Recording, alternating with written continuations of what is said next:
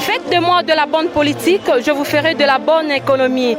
Désormais, suivez sur Manager Télévision.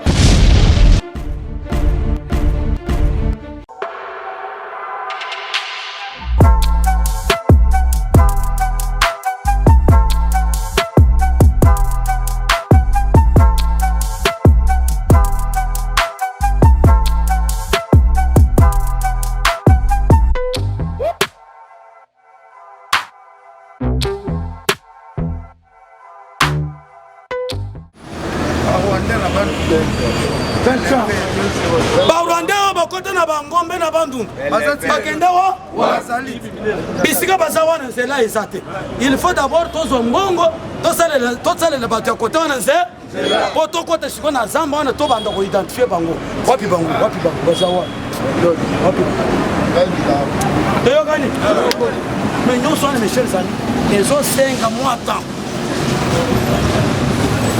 avant de voler tokenda mosika soki okoya omoni ke non a violé la constitution pesa article a violé la constitution mais biso toza na article le chef de l'état reste en fort jusqu'à l'installation il y a un nouveau président président na kozala élu soki esa élection esali nini soki esa élection esalamité bozomona nanga te itaziva ti lelo mandat na ye esala nini esila mais aza wana jusqu'à l'installation ya président ya seni musu mandat na esilaki déjà année passée bote Corneille na nanga ko papa tosalelaka mpe constitution tosalela constitution ya mboka bote nanga aza wana te mandat esala nini mais il reste en fort jusqu'à l'installation ya président ya seni wako la mère mène des témoins idabase viva soki makambo ya mike ya nanga bozo appliquer ya chef de l'état nde boko appliquer recensement national oui ou pas soko boy 3000 francs ça n'a pas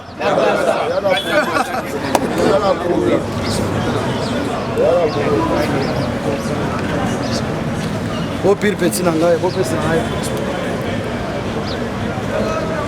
mes chers amis les grave tant que tu as les grave les grave pour na bao babo mambo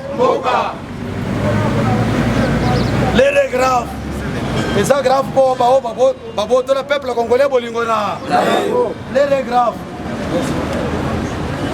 oui ça c'est bien fait il te passe viva les grave tozolo bana eza grave mpona bato oyo baboma mboka mais mpona biso bato baza nsima ya faci beton toza na elenga toza na esengo toza na luyalu tolia te ye azalaka wana chef de l'état papa jusque là les gens n'ont pas encore compris ita pasiva oyebi soko olingi obundisa na ville luka d'abord avant tout au préalable oyeba nani aza nsima ya ne baza na mato ya koyeba sani soki olingi obundisa faci beto bunda d'abord oyeba banani baza nsima na félix atamboli bapays nyonso boyebisanga pays nini oyo alobi ke toboyi yo akendaki na france te babetaki maboko te debuko et puis banzembo wana bayembaka ngo na ndenge ya black ndenge mpe ya mbangu akendaki États-Unis te atambolaki na tapis rouge te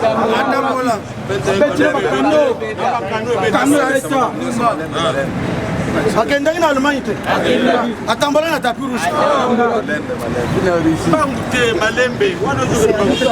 bita pasiva akendaki na Russie te bayambaki ye te Poutine kurtu alobaki na Kabila on a fait une erreur grave okamati pouvoir otikeli mutu oyo azalaki na opposition mbulebe en tout cas pozonga lisusu fozele 5 ans parce que bango mpe kote kuna bazoloba toko conserver pouvoir ti yeso kosala nini yesu mpe alobiki il vient bien akoya mpe après 50 ans mpe eza mabe te nde mon cher combattant Ce que Lingo Bundisa Félix, t'as d'abord, il bambel ya ba payo ba ça c'est. Parce que ba to ba lo la mwansa. Ba ba zo yamba koto yo ba yebi na bango réalité. Ba chef na bango ba se ba yebi réalité. Raison pour laquelle ba zo mona mojitu miso zakabu. So ki kaka mbonge bimi yenda zo signaler Martin Fayulu. Bo mbonge sali nini ekoti. Mba ce que tant va bien découvrir là, nous avons fait une erreur. Bolim c'est le peuple congolais. Battez les mains, c'est le peuple congolais qui en tout cas to trahisa qui mo. Mouto azaki favori, azaki toujours Félix Antoine Tshisekedi Tshilombo. Ndebo mwana na Genève, yango boyoki même Mike Kalamba ya lobi Mukeba. Il était clair à lobi que non. Mouto a trahisa qui na Genève s'appelle Martin Fayulu. Et ça Félix Tshisekedi parce que Félix na chambre na Martin alandaka ye. Nana landaka moninga. Nana landaka moninga. C'est-à-dire à reconnaître. Et puis tant que ça même à Genève, à ce benga Félix après président. Ok. S'il vous plaît président, je désire vous rencontrer. Autant. Beaucoup de c'est. Dans un abattoir, basakin, libosa chambre chef de l'État.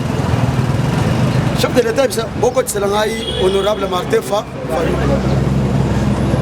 Bon, tout n'est pas je désire rencontrer le président Félix. Abenga Kaye et puis Abanda Kobenga Yeka après président. Il n'y a pas Abanda Kobenga honorable Martin Fayulu parce qu'il y a un député national. Et puis le député national, Bango Balobi qui est basé à Tshisekedi. Babimaka en 2011. En 2011, Tshisekedi n'a non. En tout cas, il changement, il idéologie Nangai, il dans l'Assemblée. Bango Balobi qui non. Électeur Nangai, Balobi qui n'a pas de Ndebo mon cher combattant, tant qu'on kotaka na chambre à Félix, il honorable et président. Vraiment. Yo zaka candidat nangai oyebi que depuis toujours tu as toujours été mon candidat. Kai na kosala par tous les moyens. Quand tozo kenda zoka yaki a mesurer température. Bon que nous beta mukis. De a mesurer température à 15 kol. Ayi bisba tunaeva. Awoto osala nyanga la kata wana. Papa, soki nzambe asache point que yo kokoma wana ata 10 000 de mots baye. Bakokoka yo Fatima Ndebo yaki comment cher combattant 10 000 démons baye plus Martin Fayulu y'a moko liboso c'est ça 10 000 démons si baye bazipi monsieur Félix peut salir bango distraction. Ok ça va. Les changements s'appellent Martin Fayulu mais il y a un changement pour il faut que nous ayons changement est zangai. Ok, ça va. Élection de Tokoko, tu es sur la machine. C'est que mon tour a un changement. Comment on a base que non, changement ne peut jamais intervenir qu'avec Félix Antoine Tshisekedi. Dans tout ça, mes chers amis, tout le monde bazana mis sous braquet na RDC. RDC, mes chers amis, tous les petits pays, babani kobanga. Parce que Félix Abanda koyebi sabango, pour fongo la porte. RDC, zo salinini. Yango mes chers amis, RDC bandi déjà koya. Ba pays nyonso babani kobanga. Na minute mes chers amis. Boulouye que côté mokili mobiye. Yango to je sabine cher combattant. Donald Trump bokoleka na yo. Vous avez un soutien à l'Africain, non? Parce que tout le monde a des démocrates toujours des aventuriers. Obama, en même temps, ils sont bons et pas Kabyle. Si vous avez tout le monde est malongé en Afrique, mais Trump a dit l'Afrique tout entière doit faire quoi? Doit changer. Les changements qui devraient intervenir en Afrique doivent commencer en République démocratique. Viva! C'est vivant! Il y a Michel combattant. Et là, on dit les bandits qu'on s'en va comprendre. Parce que Bazaka quoi? Bakanga Kabyle. Chers combattants, nous avons dit non. Biso ba combattant pe ba congolais toyaka na Joseph Kabila na mboka na biso na kosi eza na bato ba yaka o ba imposer biso yo tango Kabila moto munene na gufi to monika ka moto mususu aye français ayebité lingala ayebité soyili ayebité ayebikaka anglais peuple à Kangoye. Na veste à mon nene, maman que côté veste limite. Ah, coup de chapeau na moto à la tige mon gars liboso. Aye wana na ma pekapo. Ma pekapo. Aye wana. Aye wana. Oh. Moi. Joseph Kabila Bangi. Chef, général-major, Kabila a joué pouvoir en tant que général-major. Quelques jours après, Azana est général-major. Ça c'est simple. Azana qui n'a pas soldat. Kakabat, oh, n'a pas vital car. Azana est dans l'été. Azana est général-major. Non, mes chers amis, maintenant qu'est-ce qui va se passer? Et puis qu'est-ce qui se passe? Batu Oyo. Bayakana Kabila balingaka basilana na ye avant élection batali bamonike makambo mususu eza ko échapper biso nde bomonaki bayaka bachaka na batu na bango na ambassade des États-Unis d'Amérique tango bomonaka ambassade ya Amérique lelo tozo mwana mouvement suspect ba chadis zo bimisana robo tokangina na ambassade zoka batwana bayaya bakota bafanda ba mususu bazaki kutu na Gabon bafanda. C'est le mot d'ordre. Communauté internationale a tellement monique non. En tout cas, ceux qui n'ont qu'un bangu, tu peux perdre le makambo. Parce que, chers combattants, nous sommes Sabino. Dans les États-Unis d'Amérique, et ça là qui n'a moutoua, il y a un bango babengi ben là, la den. Tango, Saddam Enani. Ben Enani. Oh, Yonani. Président de l'Afrique. Barack Obama tango yaki azalaki na mission ya kobomela bango ben la na premier mandat kaka beko aboma yete tango bomiye bala moko peuple américain sepele bi auto zo pese deuxième moment ah cher combattant to yebi bato bomaka Floribert chez Monsieur Christian Goy nda bomaka Floribert chez Kabila Fandi One depuis 2010. Oh, opération de Salama. Est-ce que Kabila Tigala ko livrer mutu na bango atamoko? Le lotam Félix Aye.